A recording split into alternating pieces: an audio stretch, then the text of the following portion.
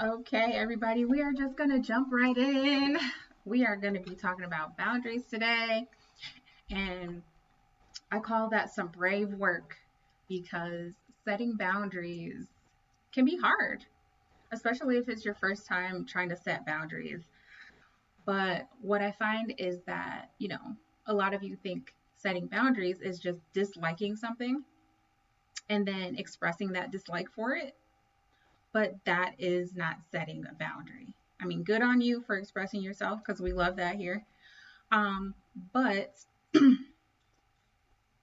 from when we've grown up, we've also experienced other people setting boundaries with us or seeing what boundaries looked like in our household or in our, environment or socially. And we've adapted to that and we've had those same patterns follow us into our adulthood. And a lot of it is not a healthy boundary. And you've probably heard the word so much these days because a lot of us are becoming more enlightened when it comes to self work. But you've probably heard the word boundaries so often that it's just become background noise.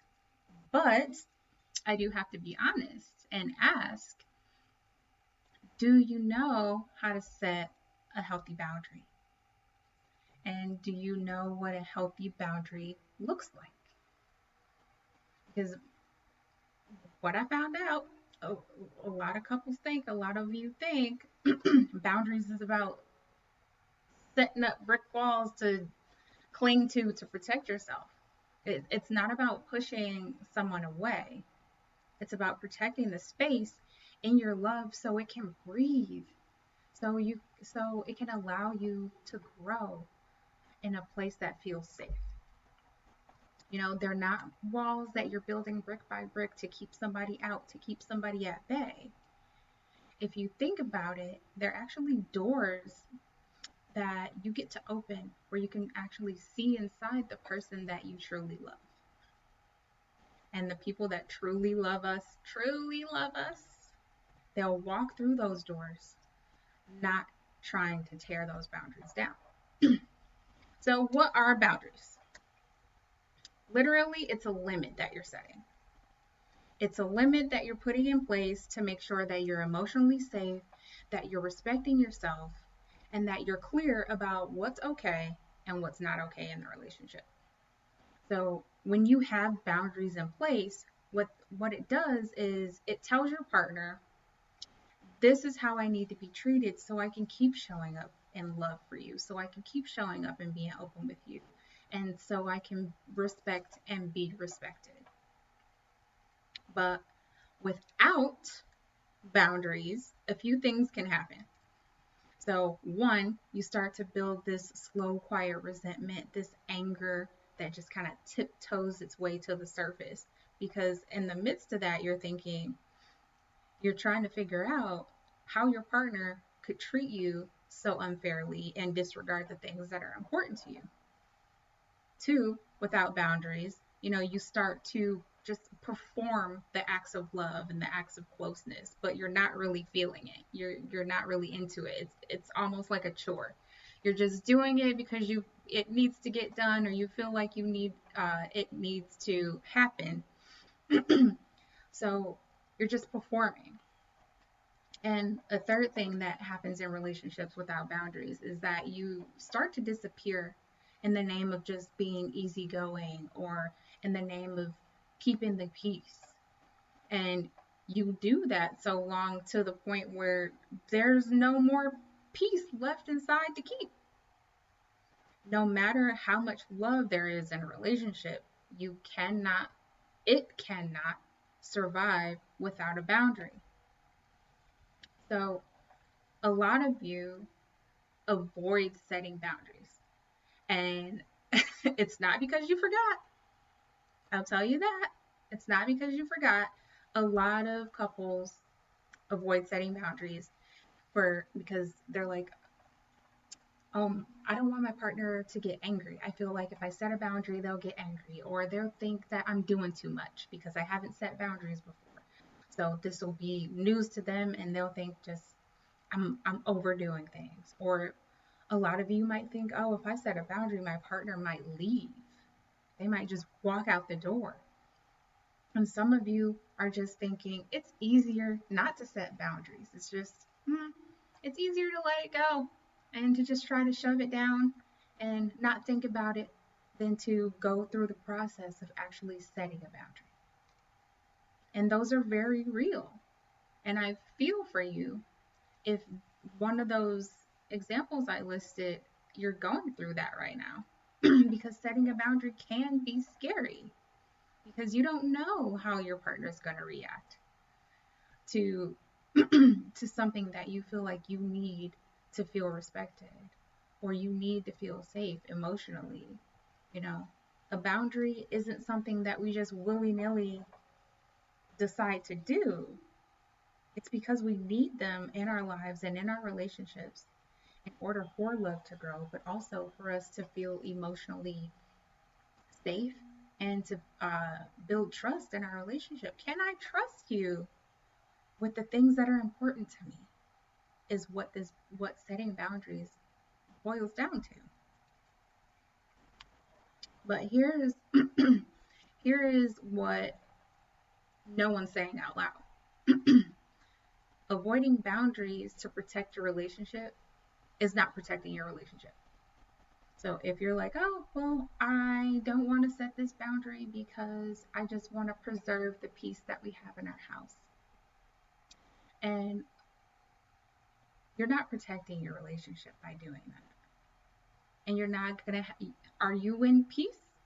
Are you mentally and emotionally in peace by tolerating things that you don't want to tolerate? That's not peace. Avoiding it is just prolonging the time it takes until you can actually get true peace. So avoiding the boundary is just quietly destroying your relationship. And there are so many factors that quietly destroy your relationship. Please don't let not setting a boundary be one of them, because that's avoidable. That is a skill that you can develop and that you're developing it here today, right now. Because if you think about it, if you don't have clarity about what's okay in your relationship and what's not okay in your relationship, you're just doing things out of obligation. If your love is a chore, is it love or an obligation? Because if you don't know how to love your partner, you're just doing things because you think that you're supposed to, not because you love them enough to do it. And sooner or later, that version of you who always swallowed your truth, that version of you who always just shoved things aside, that yes person, that version will start to disappear, fade into the background. Because have you ever heard of someone breaking up and they say, man, I lost myself inside that relationship. I'm just realizing it now. Now that we're broken up, I have to rediscover who I am. Have you ever heard anybody say that? And that's because they didn't check in with themselves and ask the right questions. You know, am I truly okay with this? Does doing this align with my values? You know, is this really who I am? And what do I need to feel secure and confident in this relationship? So they lose themselves. They start to disappear. And that once easygoing girl and that once I'm just going to keep the peace guy, they start battling with that anger that's tiptoeing up to the surface simply because they weren't respected in their relationship. So here's what you're going to do instead. Instead of not setting boundaries, I'm going to give you a few examples of how to set an expectation of your boundary to your partner. And these are examples of when you might set a boundary, you know, and what you could do when that boundary has been set. So, first point, if your partner raises their voice when you express yourself. So if you're telling them, your opinion on something, or you have a concern about something and they start yelling, a firm boundary that you could say, that you could put in place, is that you're no longer available for conversations that include yelling. It is clear, it is concise, it's to the point. There's no misunderstanding that. But by doing this, you're drawing a firm line in the sand. In the moment of the event, in the moment that the event is actually happening. And that's important. So whatever the boundary is, when the situation takes place, ensure that you've set the boundary in the moment. And after that boundary has been set, there's a couple of things that you can do. One, you could silently stand there and allow your partner to be able to process that boundary so they can adjust in the moment. Or two, you can silently retreat, maybe go to another room, and still allow your partner to be able to process your boundary so you can resume that conversation at a later time. But either way, you have to stay firm and be consistent on that boundary. Because if you don't, did you really set one? You did not. Two. Second example. So maybe you feel like your needs always come last. And so name that pattern.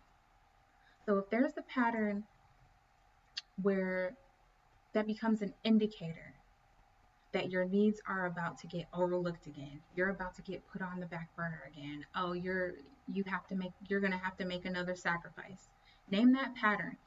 What are the feelings, the situations, the behaviors that operate as your flag that's an indicator that your needs are about to get overlooked? So when you're able to name that pattern or those patterns, tell your partner what they are and be firm on what you're no longer going to tolerate. And I know tolerate is a strong word, but I say it purposefully. I say it intentionally because there are things in your relationship that you have been tolerating that you don't want to. You have been accepting as being okay when it's not. But the beauty of it is that you get to decide. You get to decide what you will and what you won't tolerate. And it'll be enforced by your own actions. So you get to decide, you set this boundary, what are you going to do after that? So think about it as the door to your house. So the door to your house is a boundary to keep anything and anyone outside. Anything and anyone that you don't want in your house, that door is standing in the way to prevent that from happening, right? That's your boundary. You get to decide when you want to open that door and welcome someone or something in, and you get to decide when you want to close it and say, nope, I'm not welcoming that. I'm not tolerating that. That is not okay. That is not accepted. We're closing the door. So, third point.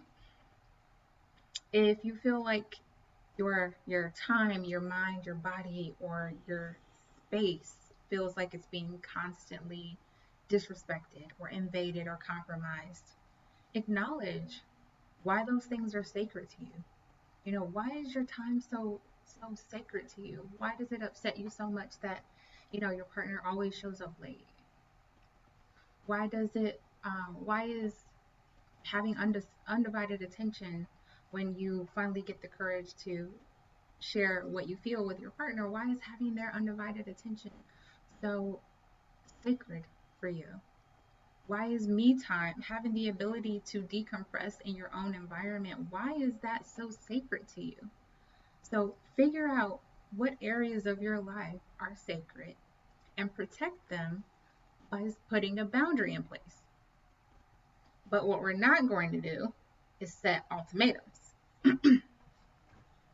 because ultimatums are given to force your partner into doing what it is that you want them to do.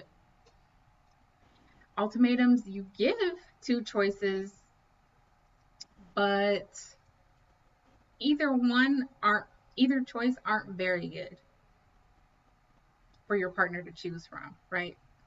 So it's almost like you're giving them two choices, but you know which one they're going to choose, because the other choice is detrimental, or the other option is detrimental. So we're not doing ultimatums. Boundaries are not put in place for you to force your partner into doing it. It's not your responsibility to make sure that your partner respects your boundaries. It's their responsibility. Your responsibility is to make sure that you're setting them with three things: with clarity, with consistency, and with compassion. So first, set your boundary with clarity. Be clear about what this boundary is. We don't want any misunderstandings. If we roll back our brain to the example boundary I gave earlier about yelling, that boundary was clear. It was one sentence. It took 5 seconds to say. I will no longer be participating in conversations that involve yelling. Did any of you misunderstand that? That's a very clear, very firm boundary, and it sets the expectation for the future. So 2, we're setting boundaries with consistency. So you have to be consistent when you are enforcing your boundaries. Because once you put them in place and you set your boundary and you say, I will no longer be participating in conversations that involve yelling, and then your partner, 2 weeks later starts yelling, and you start participating in the conversation after you said that you wouldn't, that's not setting a boundary. You have to consistently stand 10 toes down on that boundary.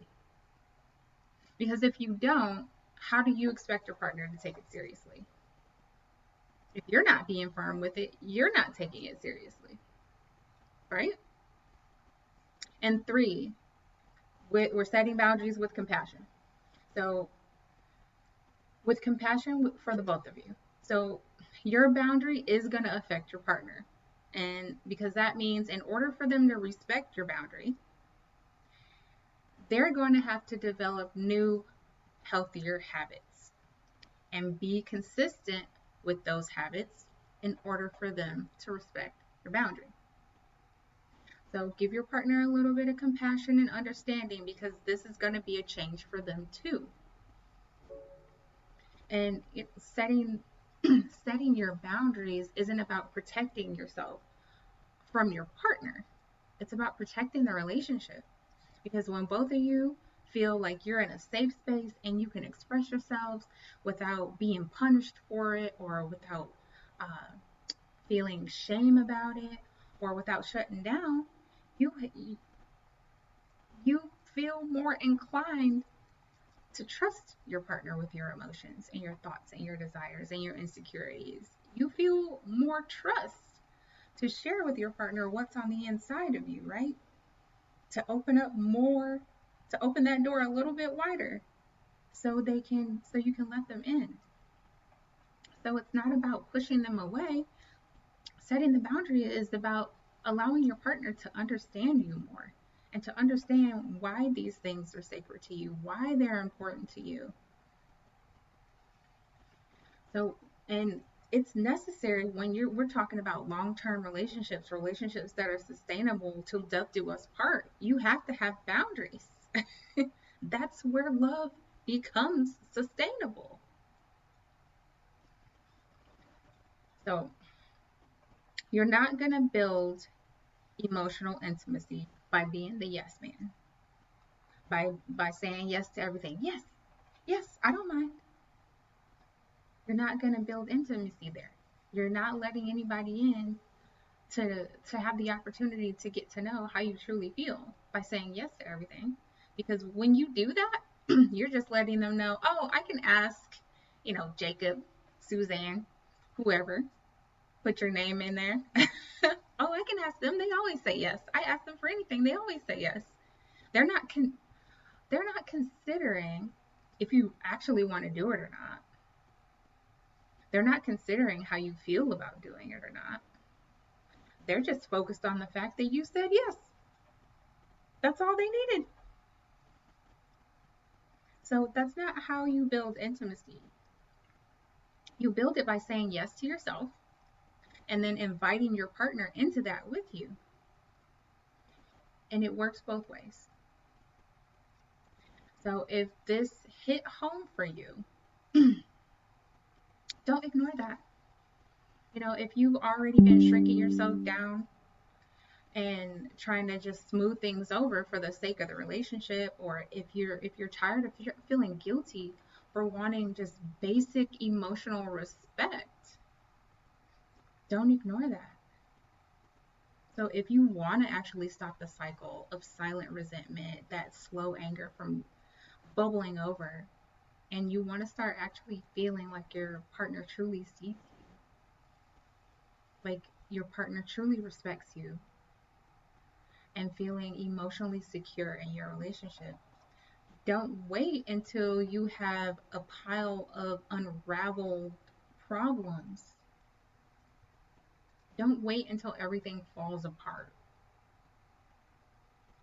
So I I hope that you guys got something out of this. If this like hit home for you, feel free to put it in the comments and let me know. But I thank you for joining me today, and I hope this hit for you in a way that maybe boundaries hasn't hit for you before. All right, I will see you guys soon. Have an amazing day.